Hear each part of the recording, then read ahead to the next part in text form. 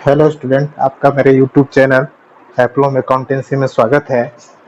फिलहाल हम लोग अभी वर्तमान में नॉट फॉर प्रॉफिट ऑर्गेनाइजेशंस का जो सवाल है उनका सॉल्यूशन देख रहे थे कंसेप्ट के तहत, ताकि आप जब खुद से सॉल्व करें तो आपको काफ़ी सरलता और सुगमता महसूस हो, क्योंकि आपको सिर्फ सॉल्यूशन ही नहीं उसका कंसेप्ट भी आपको मिलेगा, जो निश्चित रूप से आपके कॉन्फिडेंस को बिल्डअप करेगा, कॉन्फिडेंस को बढ़ाएगा।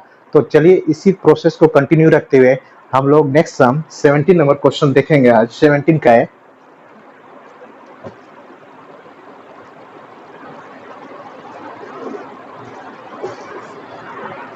हियर गिवन है salary paid in the current year 1,20,000, outstanding salary at the end of the year 12,000, salary paid in advance last year pertaining to the current year 5,000, prepaid salary for the next year at the 3,000. Calculate the amount of salaries that will be shown in income and expenditure account.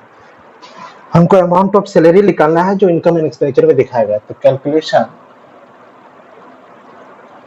Calculation of salaries, amount of salaries, ठीक है। यहाँ year mention नहीं किया है तो for the current year, ठीक है, current year के लिए ही निकालेंगे। अगेन प्रोसेस मेरा सेम रहेगा जैसा अभी तक हम लोग करते आए हैं। सैलरी वाकई में खर्चा है एनपीओ के लिए, और हम लोग जो अर्लियर किए हैं जैसे सब्सक्रिप्शन इनकम था, तो खर्चा हो या इनकम हो, क्योंकि एक्रूअल बेसिस पर हमको दिखाना है, जो एग्जैक्ट इस साल से संबंधित है उसी को लेना है। एडवांस हो और आउटस्टैंडिंग का इम्पैक्ट को उसमें मेंशन करना है। तो उसके लिए सबसे पहले हम लोग के पास जो वर्किंग नोट का प्रोसेस था, जो निश्चित रूप से हम लोग को अभी तक मदद करते आ रहा है, इस सवाल में भी मदद करेगा। यहाँ पर ईयर मेंशन नहीं है तो उसके लिए हम लोग क्या पैनिक होना नहीं है, करेंट ईयर लिखेंगे ईयर की जगह, अब पहले वाले साल को प्रीवियस ईयर और आने वाले साल को नेक्स्ट ईयर।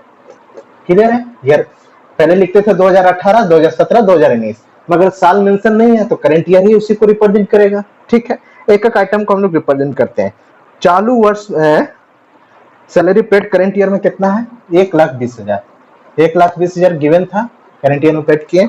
अब सारा आइटम को यहाँ हम लोग इस स्ट्रक्चर पर पुटअप करेंगे। Outstanding salary at the end of the year, मतलब एंड ऑफ द ईयर मतलब करंट ईयर, तो इस साल का एंड कब होगा? यहाँ शुरुआत है यहाँ अंत है, तो यहाँ का बात कर रहा है, आउटस्टैंडिंग सैलरी है।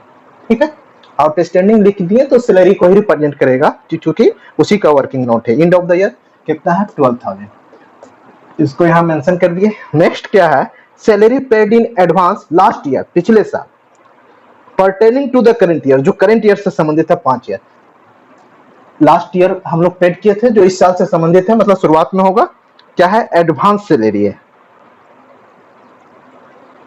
एडवांस सैलरी है, कितना अमाउंट है? How much? 5,000, इसको भी मेंशन कर दिए 5,000। नेक्स्ट है prepaid salary for the next year, कितना है? 3,000। नेक्स्ट ईयर मतलब इसके लिए, आने वाला साल के लिए प्रीपेड सैलरी है। इसको प्रीपेड बोलिए या एडवांस बोलिए, एक ही चीज है। प्रीपेड सैलरी कितना है? 3,000। ये एडवांस ही है एक तरह से, प्रीपेड या एडवांस या आउटस्टैंडिंग ड्यूज जैसे सेम है, उसी प्रकार एडवांस और प्रीपेड भी सेम है। सारा सामान को हम लोग यहाँ पुटअप कर लिए हैं। अब इसके बाद आसानी से हम लोग निकाल सकते हैं। डाटा सब आ गया, तो salaries paid during the year given है, कितना पेड किए हैं during the year? How much? 1,20,000। इसको मेंशन कर देंगे। सारा एडजस्टमेंट इसी के अंदर करना है, कुछ आइटम ऐड होगा और कुछ लेस होगा।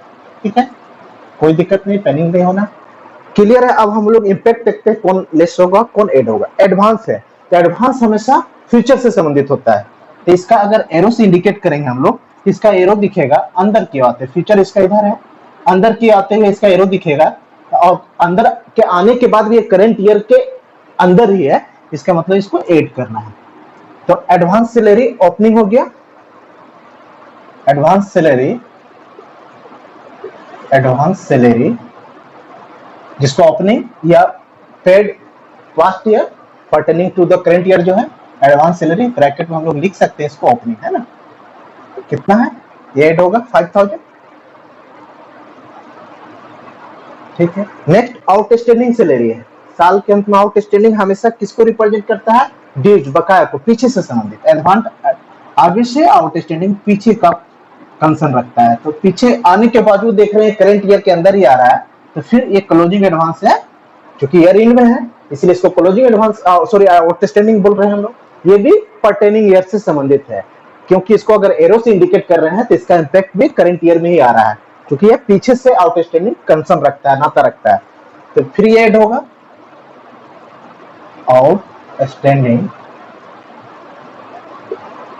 सैलरी, ब्रैकेट में हम क्लोजिंग लिख सकते हैं। कितना है? How much? 12,000। अब प्रीपेड, फिर देखते हैं प्रीपेड या एडवांस है। हम लोग प्रीपेड एडवांस जानते हैं फ्यूचर से कंसर्न रखता है, तो इसको अगर इंडिकेट करें एरो से, तो इसका एरो आगे की ओर फ्यूचर की ओर जा रहा है, और फ्यूचर की ओर जा रहा है तो करंट ईयर से ये बाहर निकल गया, नेक्स्ट ईयर का पार्ट है। तो फिलहाल करंट ईयर पर हम लोग कॉन्सेंट्रेट करेंगे। तो करंट ईयर में इसका क्या इंपैक्ट पड़ रहा है, इसको लेस करना है, क्योंकि करंट ईयर के बाहर जा रहा है। तो लेस वाला आइटम में लिख देंगे, सॉरी, प्रीपेड सैलरी, है ना। ये क्लोजिंग था, ईयर एंड में हम लोग ऐड कर रहे थे, इसको क्लोजिंग भी बोल सकते हैं। तो ऐड वाला को दोनों पहले ऐड करके एक साथ ऐड कर लेंगे। 12 5 17,000, 17 1 20 में जुटेगा तो 1,37,000 हो जाएगा। नेक्स्ट घटने वाला अमाउंट प्रीपेड सैलरी कितना था? 3,000। 3,000 लेस कर देंगे डायरेक्ट, तो 1,34,000 हो गया। That is salaries